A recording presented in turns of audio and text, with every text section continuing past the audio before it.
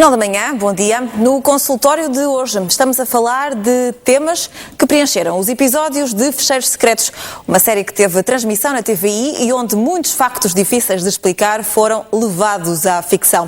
Hoje queremos saber a sua opinião. Há quem o chame de fenómenos paranormais e há quem simplesmente se renda às evidências e conclua que nem tudo pode ser explicado pela ciência. Hoje temos em estúdio o Major José Lucas, da Associação de Divulgadores do Espiritismo. Um bom dia uma vez mais. Vamos começar por um destes temas que introduzi.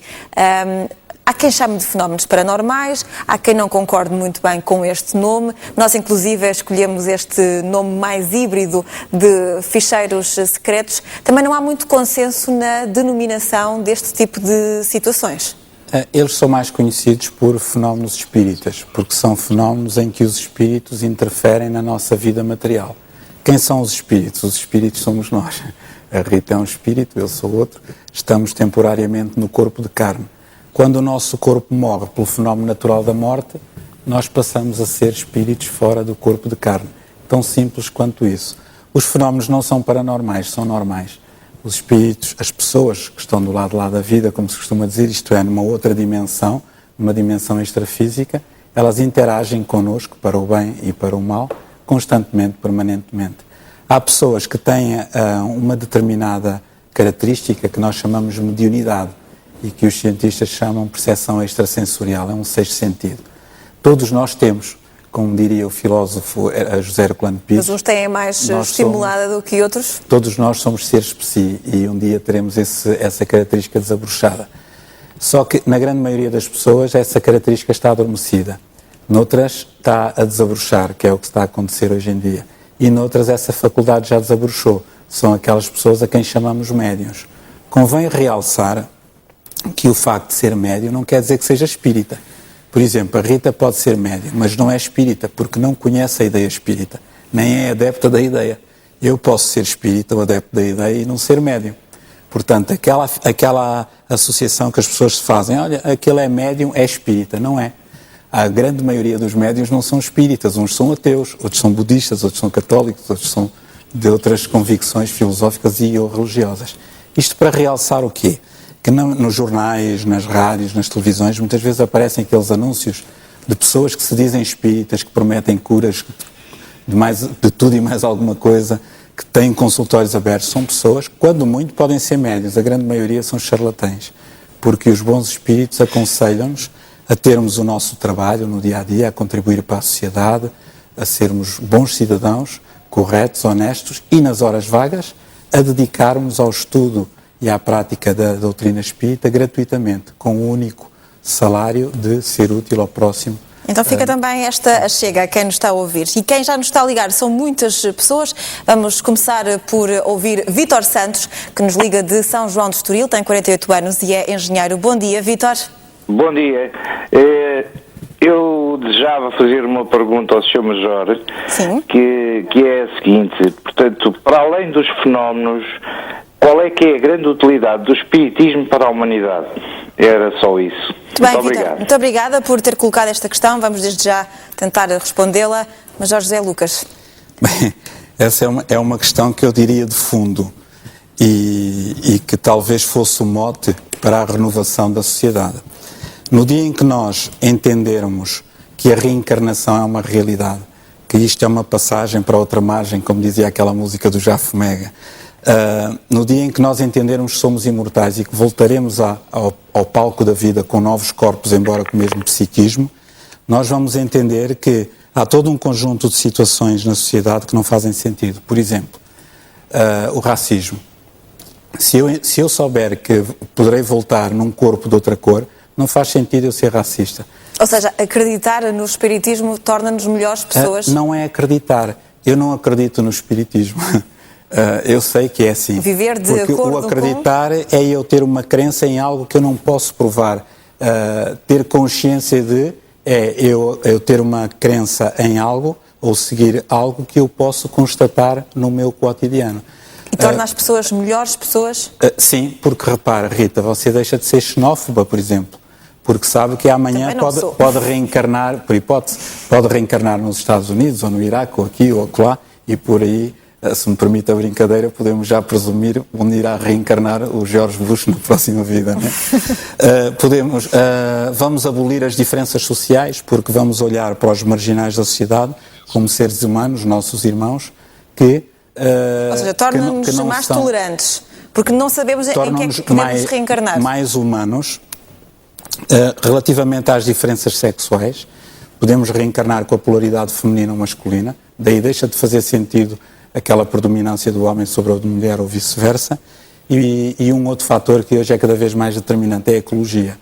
Quer dizer, um empresário que seja espírita, ele não pode poluir um rio, porque ele sabe que vai reencarnar e que vai encontrar o rio tal como o poluiu. Então começamos a ter uma consciência cósmica, uma consciência holística da vida. Não somos um conjunto de células, mas sim estamos temporariamente num corpo onde voltaremos aqui até que um dia, pelo processo evolutivo, mudemos de escola.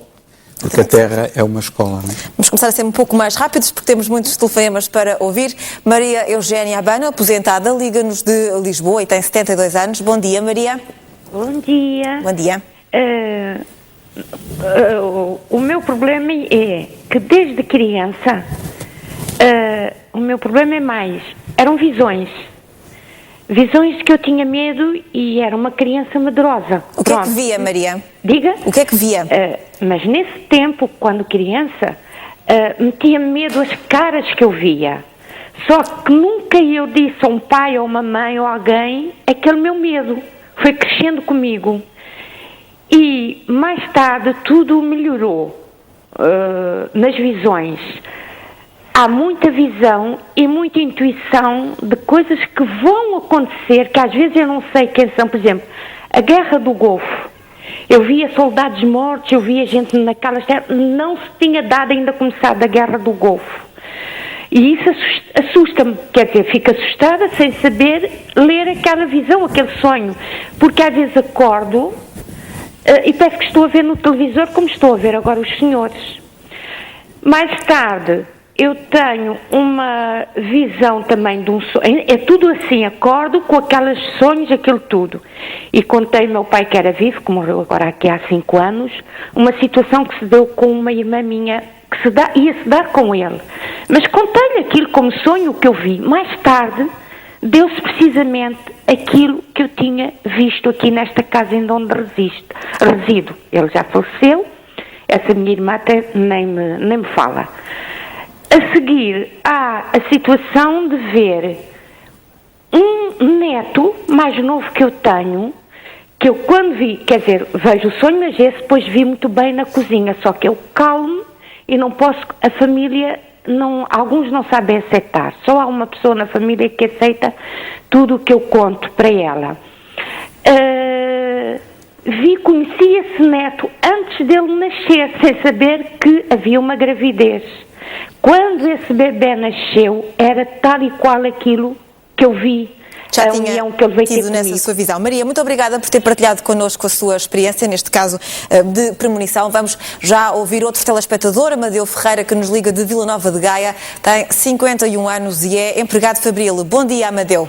Bom dia para a menina e para o Sr. Major. Bom dia. Peço-lhe também que seja curto na sua intervenção, estamos com alguns problemas. Isto, claro, a menina levava para muita...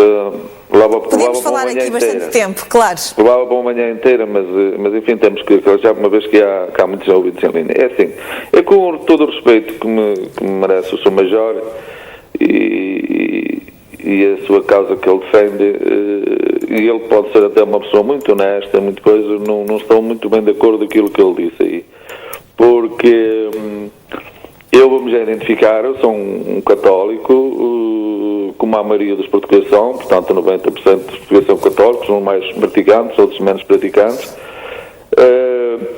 Eu acho que tudo que seja fora da religião católica não é só por uma questão de religião, é que a religião católica em Portugal tem uma ação muito vasta a nível social e a nível de tudo, e depois há aquelas chamadas seitas, que não estou não vou de maneira nenhuma chamar aquilo que o Sr. Major defende uma seita, porque eles é que sabem, mas eu não sou muito capaz disso. Sabemos perfeitamente bem, mesmo dentro da religião católica, porque quando morrermos, é evidente que se Cristo morreu foi para acabar com a morte, é evidente que é num corpo glorioso, ou seja, nós morremos e depois, se um dia houver a ressurreição, é um corpo glorioso, não cabe nenhum católico dizer que é um corpo em carne e osso. O próprio Cristo, eu acho, pronto, muito embora isso seja coisa, quando ressuscitou, e ninguém duvida disso, apareceu aos seus discípulos e à sua mãe como um corpo glorioso. Só assim é que justifica que as Escrituras digam que ele aparecia e desaparecia. Portanto, Amadeu, daquilo que está a dizer, presumo que, sobretudo, naquilo que não acredita é que nós regressemos à Terra para encarnar noutros corpos. Não, isso não acredito. E depois o que o senhor está a dizer, quando falou no gratuito, não é bem assim. Eu tenho aqui muito perto de mim, em Vila Nova de Gaia, no centro espírita, em que andam lá muitas pessoas e aquilo é um enterro de dinheiro. Ou seja, as pessoas deixaram-se monopolizar de uma tal maneira que agora, por qualquer coisa, vão lá, às vezes até a vida de trabalho não se sente bem ou sentem qualquer coisa, já não vão para casa sem passar por lá e cada vez que vão lá deixam 5 euros.